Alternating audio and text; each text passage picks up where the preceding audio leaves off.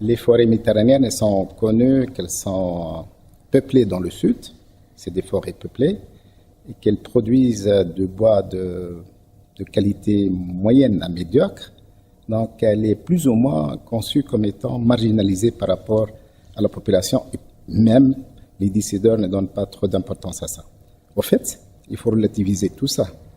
Les forêts dans nos pays, notamment dans le sud de la Méditerranée, c'est des forêts qui protègent les bassins versants, qui ont un impact très important sur la fertilité des sols. Donc, ils ont un impact positif sur la gestion des terres. Et également, elles protègent les villes et les agglomérations contre les inondations. On sait que la succession des inondations, après l'impact du changement climatique, maintenant, il est plus visible. Et donc, ils sont très vitaux pour la protection des villes, des agglomérations. Et finalement aussi, c'est des sources d'opportunités, de valorisation de certaines ressources naturelles, telles que la pêche. Donc, si vous avez des côtes qui sont protégées, une mer qui est stable, donc certainement une production de poissons qui est importante. Donc, vous voyez effectivement différentes étapes d'impact, d'apport des forêts. Normalement, ça doit être valorisé par un ristourne à la gestion des forêts, à la propagation des formations forestières dans nos pays, notamment dans les bassins versants. Et ceci, ça s'appelle actuellement sous le concept de paiement des services environnementaux. Les forêts, maintenant, elles se présentent comme étant une composante essentielle d'un paysage donné. On ne parle plus de sectorisation des forêts, mais le facteur est intégré au niveau d'un paysage, au niveau d'un territoire. Les apports sont multiples. Si je prends seulement l'élevage, donc les populations forestières, elles tirent pratiquement 90% des besoins de leurs animaux des forêts. Par contre, donc, il faut le prendre dans son considération.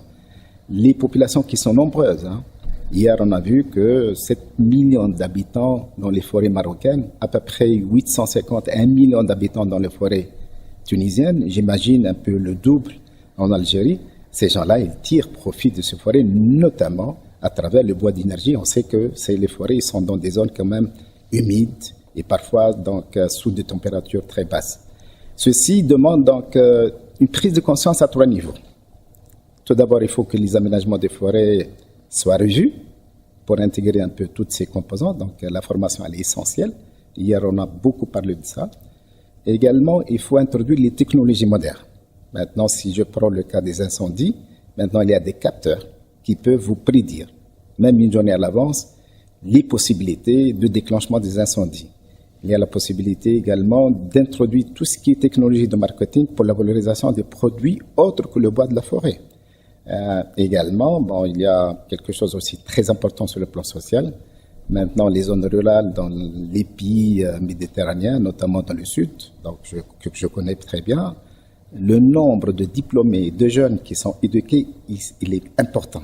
Donc, il faut leur donner l'opportunité d'innover, d'intervenir pour valoriser le produit de la forêt. Donc, c'est des chantiers énormes sur lesquels il faut avoir des stratégies qui sont équilibrées et des stratégies régionales, non pas même nationales. Moi, je sais qu'en Algérie, actuellement, ils parlent beaucoup sur les produits forestiers dans l'Union. Et en Tunisie, on a fait ce travail il y a 3 ou 4 ans. Donc, vous voyez un peu comment on peut, effectivement, dans le cadre un peu de cette division globale, avoir des projets, des initiatives régionales.